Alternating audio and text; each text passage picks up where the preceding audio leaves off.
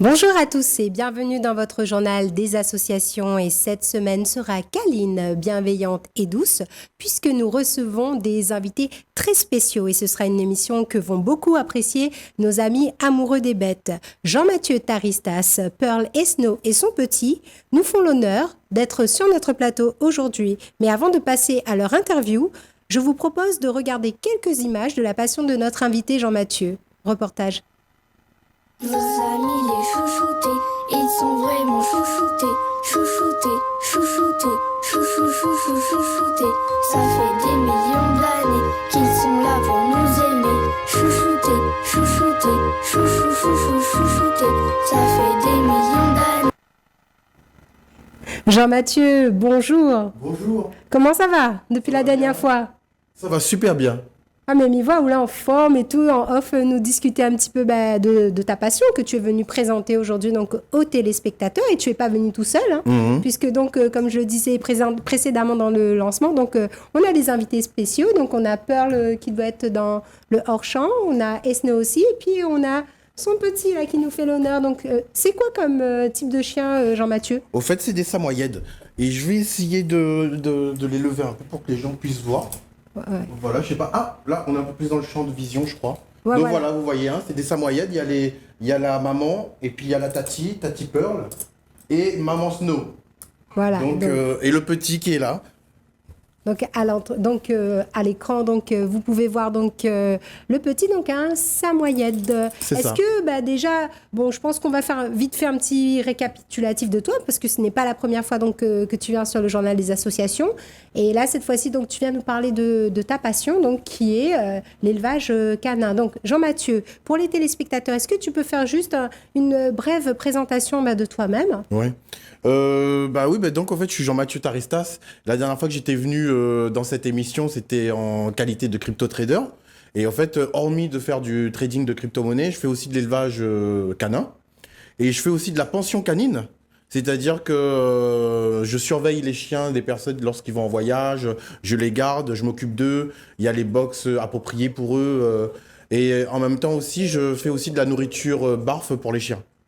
D'accord. En fait, je suis très spécialisé canin, mis à part ma profession de crypto-trader. Alors, d'où te vient cette passion donc, pour nos amis les bêtes? En fait, depuis que j'étais petit, j'ai toujours aimé les chiens, même si dans ma famille, on n'avait pas forcément de chiens de race, on avait des roquets. Et j'ai toujours aimé les chiens. Et puis, quand des fois, je marche avec mon roquet dans le chemin, des fois, là, avec des gens, tu attaques à moins. Et le chien, tu protège à moins. Ah ouais. Et en fin de compte, ce que j'aime bien avec le chien, c'est que le chien, contrairement aux êtres humains, le chien, il est fidèle, il n'est pas hypocrite. Et un chien, il laisse pas où tomber. Parce que nous, entre les êtres humains, des fois, on peut faire croire qu'on s'apprécie. Mais en réalité, des fois, c'est pas la vérité. Or qu'un chien, s'il dit oui, c'est oui. Et s'il dit non, c'est non. C'est pour ça que je suis fou amoureux du chien. Et puis, l'histoire du chien avec l'homme, c'est quand même une histoire qui remonte à plus de 10 000 ans. C'est-à-dire que le chien, c'est le premier animal qui a été apprivoisé par l'homme. Et c'est le premier animal qui vit en... Je ne sais pas s'il veut dire symbiose ou osmose, qui vit en parfaite symbiose avec l'homme. Tout à fait. Ouais. Et par exemple, le samoyède, c'est un chien qui vient de Russie, et c'est la tribu de samoyèdes qui avait ce chien-là. Et qu'est-ce qu'il faisait avec les samoyèdes? Il faisait la chasse. Les samoyèdes tiraient le traîneau, et comme il faisait très froid à l'époque, les maîtres, ils dormaient le soir avec les samoyèdes pour ne pas avoir froid. Parce que dans leur région, ça pouvait faire moins 40 degrés, et quand on a 4 chiens comme ça, cueillis en tour à eau, il est génial parce qu'on n'a pas froid. Une couverture pays, quoi. C'est ça. Et alors, donc, du coup, Jean-Mathieu, donc, tu nous as parlé un petit peu avant de roquet. À cause où l'a choisi de partir là dans l'élevage de chiens de race, parce que ce sont des chiens de race. Oui. Déjà, Chien roquet, déjà, moi, t'as rien de penser reprendre quelques roquets juste pour mon plaisir personnel. Après, l'élevage de chiens roquets, c'est un peu compliqué. Parce que, écoutez, je vais vous vendre un chien roquet lofté, pédigré. Ça va être un peu compliqué. Mis à part si un jour quelqu'un il peut prendre le défi de créer la race Royal Bourbon. Mais dans ce cas-là, il faudra mixer les chiens jusqu'à la 8e génération et garder les mêmes gènes. Et pour tenir sur 8 générations de chiens, oui, il est possible, il peut faire, mais il faut vraiment m'y prendre l'engagement, quoi. Alors, Jean-Mathieu, bah justement, donc toi, donc c'est une passion, mais qui te prend pas mal de temps quand même. Quelles sont les démarches que tu dois faire au quotidien? Comment ça se passe quand on tient déjà une pension canine, quand on fait de l'élevage? Quelles sont les démarches que tu as dû faire? Qu'est-ce que tu dois faire au quotidien pour pouvoir bien t'occuper de ton chien, de tes chiens? Parce que tu ne fais pas que des samoyèdes, hein? Non, je vais répéter encore une fois. Je fais samoyède, je fais aussi chocho et je fais aussi dog du Tibet. Voilà, donc plusieurs chiens de race. C'est ça. Et je pense que ça nécessite quand même un entretien Oui. assez particulier. Est-ce que tu veux bien nous en parler un petit peu? Par exemple, en fait, les 3 types de chiens que j'ai, c'est des chiens qui sont dits être primitifs. C'est-à-dire que c'est des chiens qui ont un caractère particulier, sauf le samoyède qui est primitif, mais qui n'a pas vraiment le même caractère que le chocho, le dog du Tibet. Donc je vais commencer plutôt sur le chocho et le dog du Tibet. Ce qu'il faut savoir avec le chien primitif, c'est que c'est un chien c'est vrai qu'il y a des gens qui arrivent à le dresser, mais en général, c'est un chien qui est indressable. C'est-à-dire, c'est pas un chien qu'on va dire, lit assis, couché, viens ici. Le chien primitif, en général, il n'écoute pas son maître. D'accord. Chocho et dog du Tibet, ça. Hein. Mais après, en chien primitif, chien qui est vraiment collé avec son maître, qui est vraiment le chien col-col, on va dire, quoi. Hein, c'est le samoyède. Et ça, on a eu ça à cause de cette épigénétique, par rapport au fait que, vu que les autres ancêtres étaient d'or avec les maîtres, dans la tente, c'était un chien de travail, mais c'était aussi un chien de maison. Et donc, il est très, très proche de son maître. Mais après, en même temps aussi, là, le chocho, en tant que chien primitif, peut-être qu'il n'écoute pas très, très bien son maître, ni le dog du Tibet, mais c'est des chiens qui ne montrent pas leurs émotions. Parce qu'un dog du Tibet, par exemple, où Dial, il viendra pas, lui. Mais par contre, si un Mounia Takao, là, il va pas hésiter, il fait ce qu'il a à faire. Ce sont des chiens qui sont très protecteurs. Et par exemple, le dog du Tibet, il n'hésite pas à donner sa vie pour son maître. Et le dog du Tibet, par exemple... mon dog du Tibet, moi, par exemple, fait 80 kilos. Ah oui. Et quand je le mets sur pied, il fait la même hauteur que moi. Et il me veut dire, des fois, c'est ce que des fois, Midi de Moon, des gens, ils disent, ouais, Mathieu me veut prendre le chien avec au midi. Vous voulez un chien? Pourquoi? Parce que si vous voulez un petit chien de salon, voilà, vous prenez un samoyède. Si vous voulez qu'un samoyède il puisse passer à l'attaque, en cas qu'on a des agresseurs, il rentre de l'autre cour, il faut au minimum 2 ou 3 samoyèdes dans la cour, parce que le samoyède, c'est un chien de meute. Il attaque en meute. D'accord. Et dog du Tibet, un seul est suffisant. Et chocho, comme l'île est aragneux, un seul est suffisant. Et en fait, ce que Mathieu voulait dire sur le dog du Tibet, c'est que c'est vraiment le chien de garde par excellence, quoi. Parce que déjà, par rapport à sa carrure, et puis il y a une histoire qui a été faite sur le dog du Tibet. On connaît Alexandre le Grand? Oui. À un moment donné, quand il était parti en conquête des pays, là, à un moment donné, un lion l'a voulu attaquer Ali, et il avait un dog du Tibet avec lui. La légende dit que le dog du Tibet, il a tué le lion. Et vu le charisme du dog du Tibet, il n'étonne pas moins. Ouais, donc au final, c'est un peu comme des anges gardiens, quelque part, des anges protecteurs. C'est ça. Et puis, c'est une présence bienveillante. Et après, moi, je voulais répondre à votre question. Pour faire de l'élevage de chiens ou pour faire de la pension canine, tout commence d'abord par le diplôme. D'accord. Il faut que les personnes y passent un diplôme qui s'appelle l'ACACED. Au mot à mot, je ne connais pas si ça gagne. C'est le certificat de capacité à l'élevage d'animaux domestiques. Moi, là, passe ce diplôme-là à Poitiers. Après, il faut avoir le terrain. Ouais. Ensuite, il faut avoir un budget de départ. Parce que si vous n'avez pas un budget de départ et que vous faites de l'élevage de chiens de race, c'est très compliqué. Et après, il faut aimer les chiens, quoi. Parce que si une personne dit, moi, il va élever les chiens et qu'il a peur des chiens, parce que il y a le côté où le chien, il est protecteur avec le maître. Ouais. Mais ça donne un exemple. Moi, par exemple, je rachète un élevage de dog du Tibet de samoyède à La Réunion. Et ce qu'il faut savoir, c'est que le dog du Tibet, en général, il n'a qu'un maître dans sa vie. Et généralement, il refuse d'avoir un autre maître. Mais dès que m'apprend les chiens que l'avait déjà 2 ans, le dog du Tibet qui fait 80 kilos et 1m75 pieds à terre, là, au départ, il ne veut pas trop que moi son maître, il n'était pas d'accord. Donc, on va dire qu'on s'est un petit peu bagarré ensemble. Et après, on en a des techniques pour faire comprendre au chien couler son maître. À ce moment-là, elle était un peu dure, un peu compliquée. Et si vous la peur d'un chien et que vous ne connaissez pas comment on maîtrise un chien, Ouais, là donc, aussi, il n'est pas bon. Vaut mieux pas s'y aventurer, quoi. Voilà, c'est ça. Et aujourd'hui, à moins que mon bon dog du Tibet, même si mon apprend bonne qu'elle avait déjà 2 ans, pas tout, hein, elle a 2-3 mois eu petit, mais c'était nous les meilleurs amis du monde. On comprend, c'est le grand amour. Ah ouais, d'accord, ok. Et du coup, justement, pour revenir un petit peu à la pension canine, donc du coup, est-ce que tu rencontres quand même quelques difficultés? Parce que tu dis c'est quand même un élevage, donc il doit faire du bruit, il y a quand même des odeurs. Enfin, je veux dire, comment ça se passe peut-être avec l'entourage qui est proche, le voisinage. Est-ce que tu as D'accord. déjà rencontré des difficultés ou... Je vais continuer sur le thème législatif, hein, Ouais. comme m'avait fait. commencé à répondre. Ah oui, il est parfait parce que vous dirigez à moi dans le sens. Déjà, ce qu'il faut savoir, m'avait oublié dit, si vous voulez faire un élevage canin familial à moins de 50 mètres, on peut avoir des voisins. D'accord. Quand on commence à faire des élevages comme moi, où on a plus de 9 chiens, il faut que tes voisins, ils habitent au moins à 50 mètres de toi. Ah d'accord. Ce qui veut dire que si on habite Saint-Paul-Ville ou Saint-Denis-Ville, C'est pas possible. c'est mort. Et à moi, j'habite Guillaume Saint-Paul et autour de moi, il n'y a pas rien. Ouais, donc tu pouvais C'est installer. ça. Et donc, du coup, en termes de son, mon voisin, il se plaint pas parce qu'il est trop loin. D'accord. Après, en termes d'odeur, le terrain, comme il est très grand, il n'y a pas d'odeur. D'accord. Après, pour la pension canine aussi, lorsque j'accueille les chiens, m'exige à ce que les chiens, ils aient tous leurs vaccins. Ouais. Et surtout, qu'ils aient le vaccin contre la toux du chenil. Parce que je ne veux pas avoir une contamination dans mon élevage. Et après, ce qu'il faut savoir, c'est que dans mon élevage, on a une infirmerie canine et on a aussi une zone de quarantaine. C'est-à-dire que dès que je vois qu'un animal est malade, je mettre elle de côté pour pas que...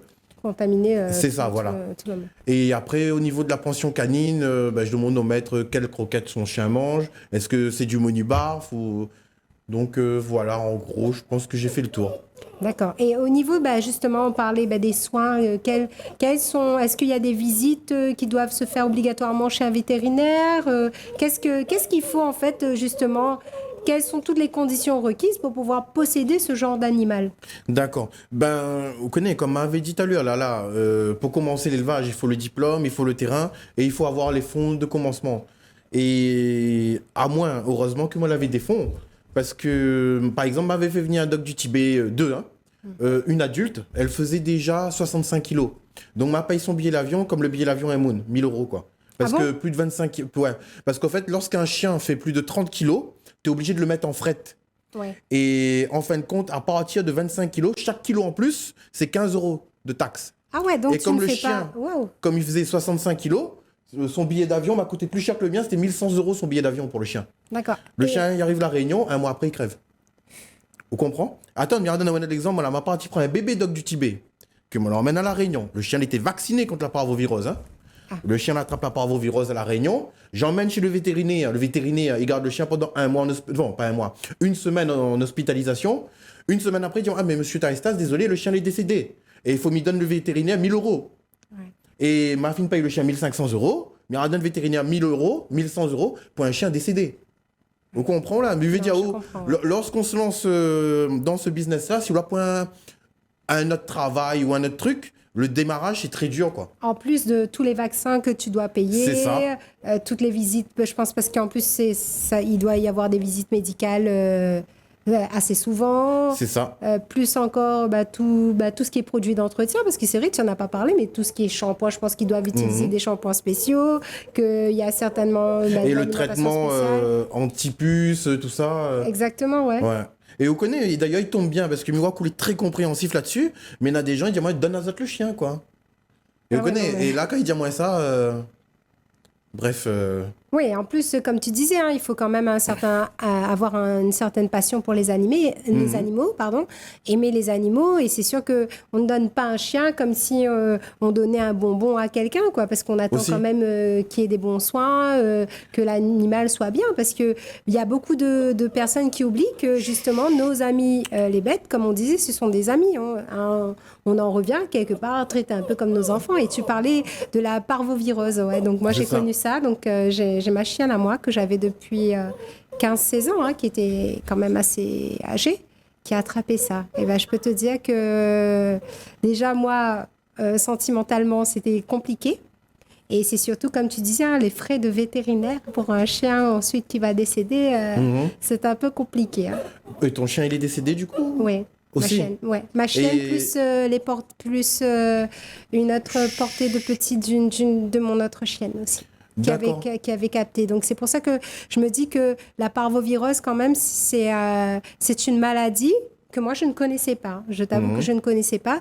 Mais effectivement, que si on ne traite pas la cour ou quoi que ce soit, mais ça te tue un chien en quelques jours. Hein. Donc, C'est ça. je comprends quand tu dis que tout cet aspect financier que certains oublient des fois. Hein. Ah oui, mais le problème, quand c'est où là? Oublie pas. Quand c'est toi, tu oublies Et la pas. banque, il oublie pas où aussi. Et je voulais juste ajouter une chose. Et du coup, ta chienne, elle est restée combien de temps en hospitalisation? Elle est restée une semaine. Une semaine? Ouais, Donc, tu as dû effectivement. avoir à peu près la même facture que moi. À peu près, ouais, à Ouais. peu près. Mais bon. C'est dur de payer quand un chien est mort, hein? Si encore le chien t'est en vie. Bref. Enfin, nous sommes quand même seul plateau pour parler de choses. Oui, oui. voilà. On va revenir un petit peu sur la pension, hein, parce que je pense aussi que ça, c'est surtout ce qui intéresse nos téléspectateurs qui ont besoin d'aller en vacances. Et moi, c'est vrai que j'ai entendu pas mal de personnes qui recherchaient des endroits, des lieux sûrs où pouvoir justement mettre leur chien quelque part en vacances aussi, hein, et avoir l'esprit tranquille quand on part en vacances. Sur une base tarifaire de combien? Ça, c'est ce que les gens veulent savoir à peu près. Comment ça se passe pour une pension canine? Comment c'est facturé? D'accord. Pour une pension canine, en fait, les tarifs médias, hein. Par exemple, si une personne, elle laisse son chien 3 jours, hein, 1 à 3 jours, c'est 14 € la journée. Après, il faut pas que je me trompe, peut-être je vais me tromper 1 euro près. Hein.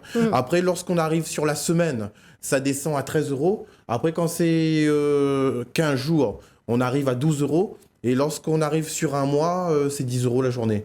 Et si la personne, elle me laisse 2 chiens, le deuxième chien, c'est moitié prix. D'accord. Et je suis le moins cher. Je suis le moins cher. Et donc, du coup, on peut te laisser... est-ce que tu as une limite d'animal par personne ou Non, j'ai pas de limite d'animal, mis à part si la personne me dit qu'elle veut que je lui garde 50 chiens d'un coup, ça va être un peu compliqué. D'accord. Non, j'ai pas de limite. Et ce que je voulais dire aussi, c'est que j'accueille pas forcément tous les chiens. Ah, Là, je voilà. vais m'expliquer. C'est-à-dire que si on me ramène un chien, je vais faire le gros stéréotype, hein, on me D'accord. ramène je sais pas moi, un Un- pitbull qui est complètement... D'accord, ou un staff, quelque chose voilà, comme qui est ça, complet. Mais si le staff il est bien, il n'y a pas de souci. Si D'accord. c'est un chien stable dans sa tête. D'accord. Mais si on ramène un chien qui est fou allié, non. Parce que déjà, avant de prendre le chien dans ma pension, je vais d'abord rencontrer le maître, qu'on discute, qui voit la pension canine, que moi, j'ai le temps d'analyser le chien. Parce que vous savez, le chien, c'est comme un être humain. Hein. Bien Parce sûr. que vous n'allez pas voir quelqu'un dans la rue et le faire entrer dans votre maison, parce que vous risquez que peut-être vos enfants se fassent violer. Enfin, je vais très loin. Bien Mais en sûr. fait, moi, avant d'accueillir un chien, il faut vraiment que je vois la personnalité du chien. D'accord, ok. Donc, Mais ça veut après, dire en qu'ils général, vont- les gens qui mettent leur chien en pension canine, c'est pas des délinquants. Hein. C'est Ouais, juste on des... parle de chien. Voilà, c'est ça. On parle de chien. Non, c'est pas des chiens, voilà quoi, qui ne sont pas dressés, des chiens qui vont te poser des problèmes ou bien Voilà. qui vont attaquer aussi les autres. Mm.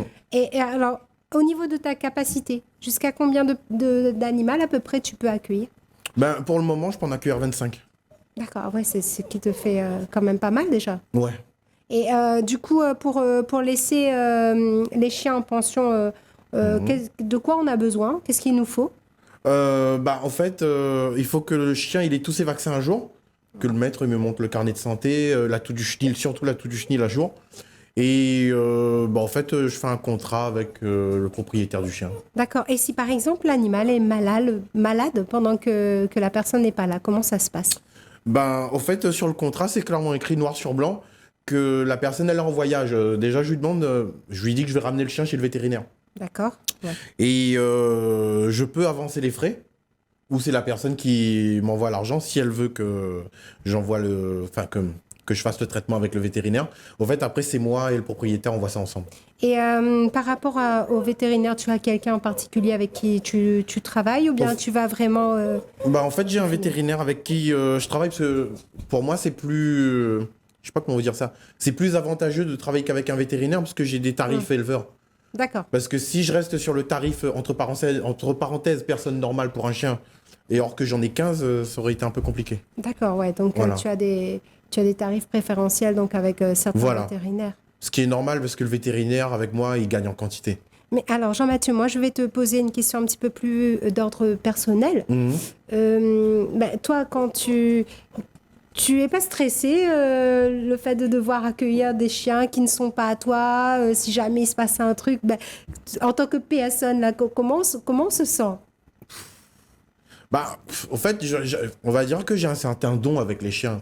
Parce que déjà, un jour, quand on va discuter avec des gens, hein, tu leur diras qu'il y a un gars qui a pu dresser un dog du Tibet qui avait 2 ans. Ils vont te dire que c'est impossible. Et en fait, non seulement d'avoir le diplôme, mais j'ai un truc avec les chiens. Depuis que je suis gamin, j'ai un truc avec les chiens. Et il m'est même arrivé que des fois, quand je suis dans des pays à l'étranger, il y a des gens qui veulent m'attaquer, m'agresser. Et il y a des chiens errants, je les connais ni d'Adam ni d'Ève, ils viennent me protéger. Ah bon? Bah déjà, ça se voit parce que déjà depuis tout à l'heure, notre petit copain ici présent, ça fait déjà plus d'une vingtaine de minutes, n'a pas bougé d'un seul poil du plateau. Hein. Je vois qu'il est bien aussi. Hein. Donc, On le voit là, oui, on le voit. Il apparaît depuis tout à l'heure donc à l'écran. Donc là, on rappelle, donc c'est un samoyède. Hein. C'est donc, ça. Un chien qui vient de Russie. Donc, chien, comme vous le voyez, hein, chers téléspectateurs, donc très doux, très calme, très bienveillant. Mais attention, donc il faut se méfier quand même. Hein, parce que si on veut s'attaquer au propriétaire, là, je crois qu'on va avoir du mal. Hein.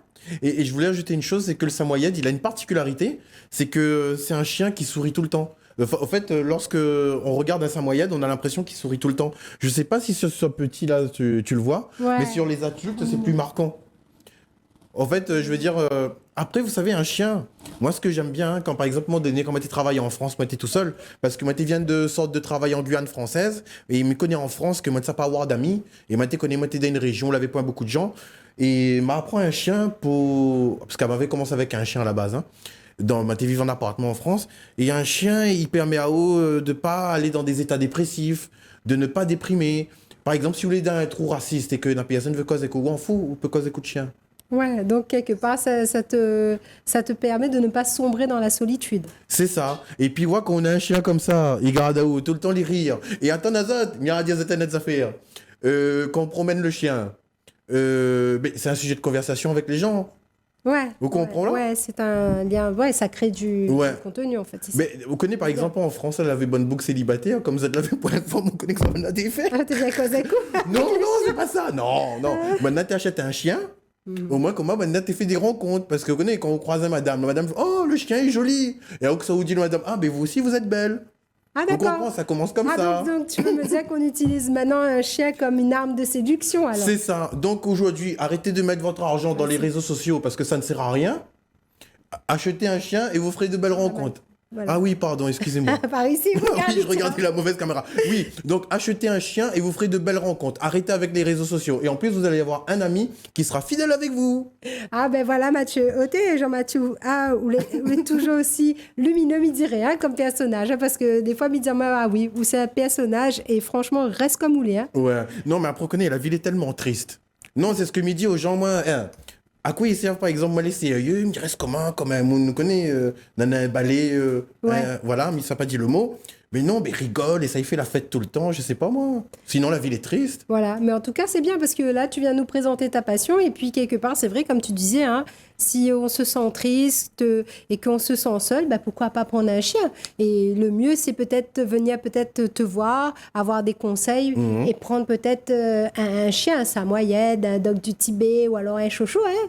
C'est ça. Parce que ce sont des amis qui sont chouchoutés. C'est ça. J'ai bien retenu le slogan. Alors, Jean-Mathieu, allez, revenons très sérieusement là. Pour la pension canine, Jean-Mathieu, comment ça se passe? Comment on fait pour te joindre? Alors, pour la pension canine, Pour c'est avoir très des simple. renseignements.